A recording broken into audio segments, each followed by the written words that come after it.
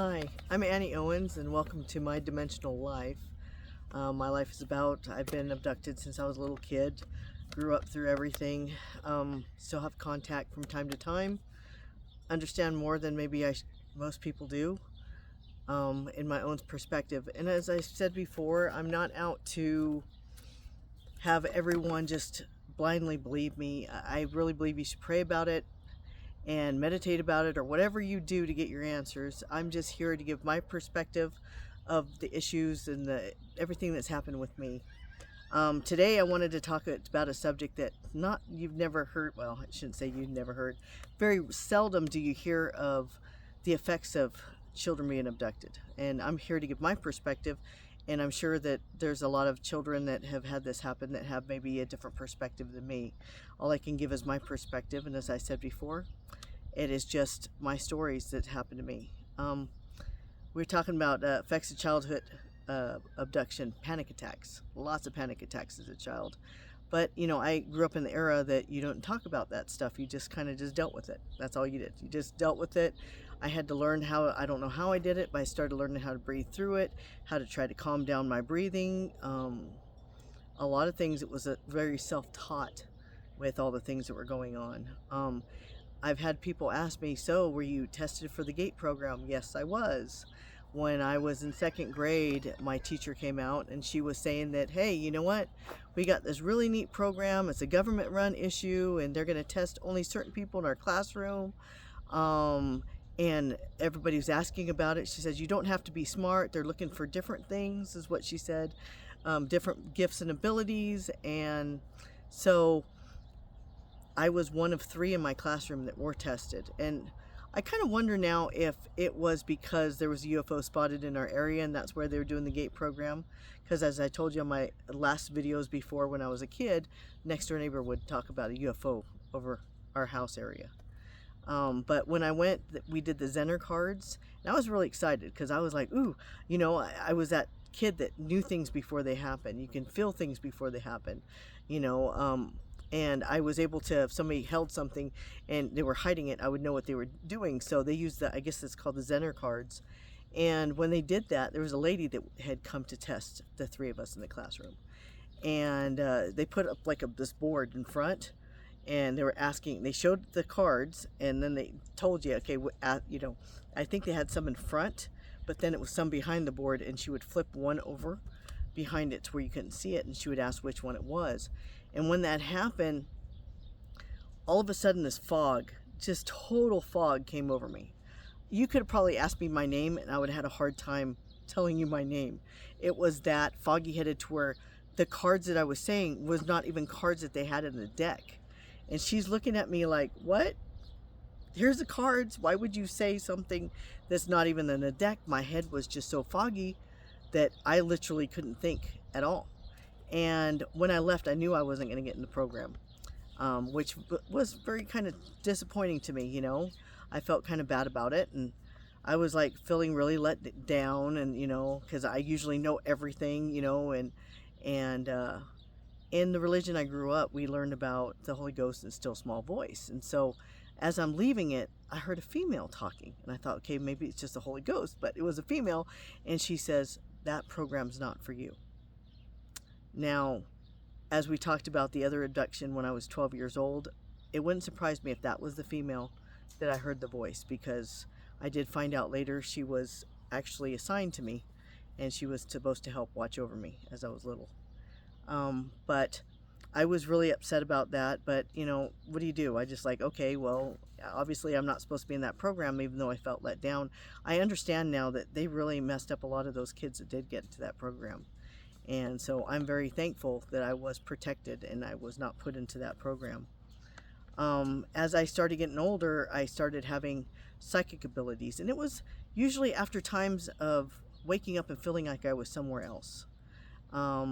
So I had these psychic abilities of the fact of knowing things before they happen, as I said. And I actually had it take place. I would tell my mom, the only way she would listen to me is if I said, I had a dream about this or that, even though I was seeing it in my head and I couldn't explain how or why. It was like watching like a movie in my head, and I'm seeing what was going to happen. And Like my brother had left his wife, and I saw him driving over in his car.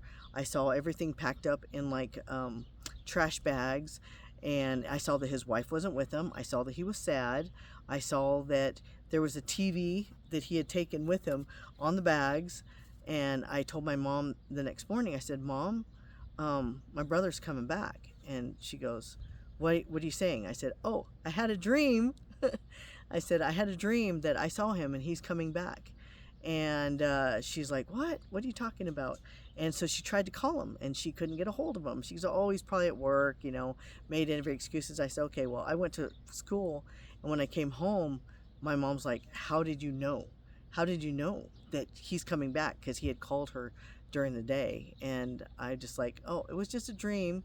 That's the only way I could describe it, to where she'd actually listen to me. And so, anyways, as soon as he came back and he's unloading his stuff, sure as can be, everything I saw, the trash bags, the TV, everything was just how I seen it, which was kind of blew my mom away. And after that, she started listening a little bit better, when I would tell her that certain things were going to happen. We had a scare of a prowler in our neighborhood, and I was like seeing things of the possibility of what could take place, so I was trying to stop it. And after we actually had the police come over, police says, yeah, it was a good idea that we stayed inside, because I had seen we went outside and there was bad consequences to that. Um, and then I had other abilities like my friends. As a teenager, I could literally, if they give me like a 5 mile radius of where they're at, I literally can drive down the road. I would put my hand just kind of slightly out my window, and I could actually feel what direction to turn, and I'd always find them. I can't explain it other than there was a connection, and I was able to connect to that energy to be able to find them. It would blow them away. I think sometimes they thought I was a stalker. Sorry, Tina. But anyways, it was just an amazing thing, of having these experiences, though there's a lot of fear involved with it when you're a kid. And that's what caused the panic attacks. Just that fear of feeling like they're coming. It's like I already knew when they were coming, and then I would remember the fear at night, but I wasn't, and this is when I was little, but I wouldn't remember what had happened. I just remember that overwhelming of fear of not being able to move, wanting to scream and couldn't scream. So I call it abduction because when I was little, that's what I would call it, as an abduction, because you don't feel like you have a choice in the matter. You're younger. A lot of people think it's due to like DNA, and it really might be because, well, my mother, as I said, she's O negative, but I am a positive blood. But I get these abilities and being able to see spirits from my grandmother, and my grandmother was more than likely the O negative blood also. So I have no idea where all this comes from, but as I said, there was a lot of great fear with these kids, growing up, but you do have psychic abilities that start taking place. And it wasn't until I got older and started having more and more experiences to where I'm actually remembering bits and pieces of it, that I started realizing that my abilities become stronger when there's a contact.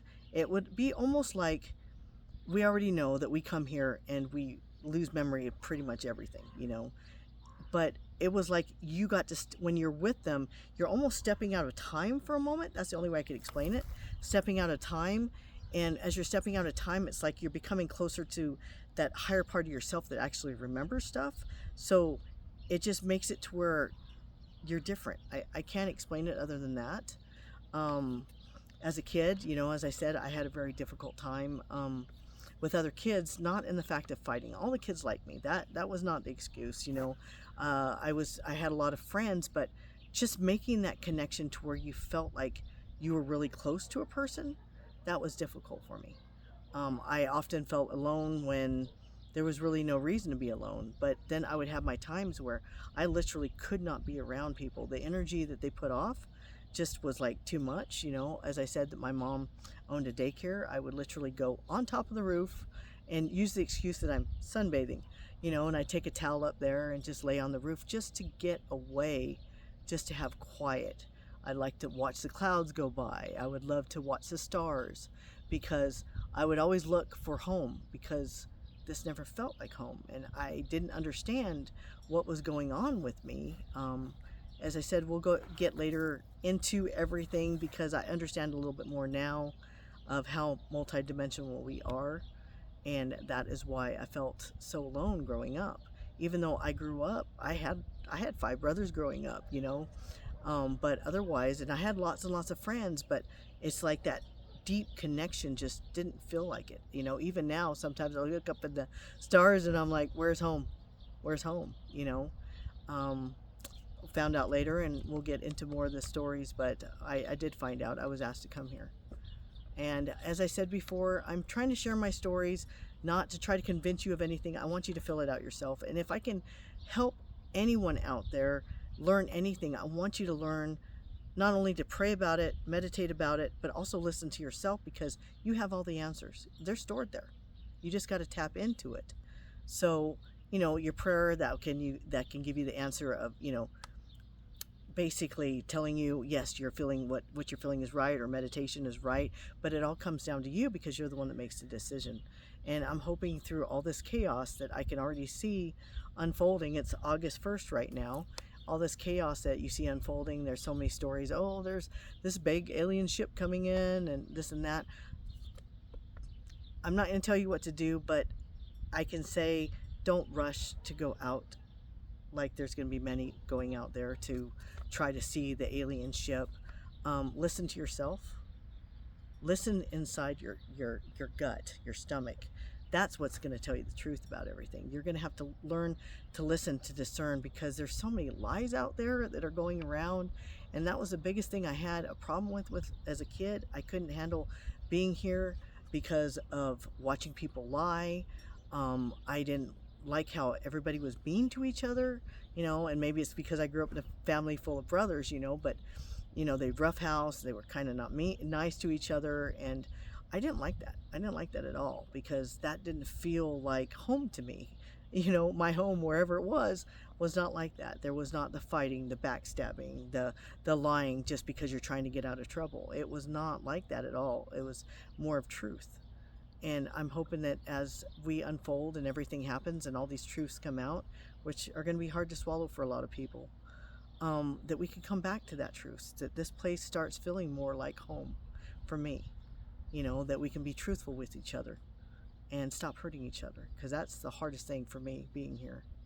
But I did want to share that with you, and next time we'll get a little bit more into different examples of life that's happened and how I was able to see an angel. Same one twice. Once when my grandmother died and once with my first son. So we'll get into that story next time. All right, it was great seeing you. Until next time. All right, bye-bye.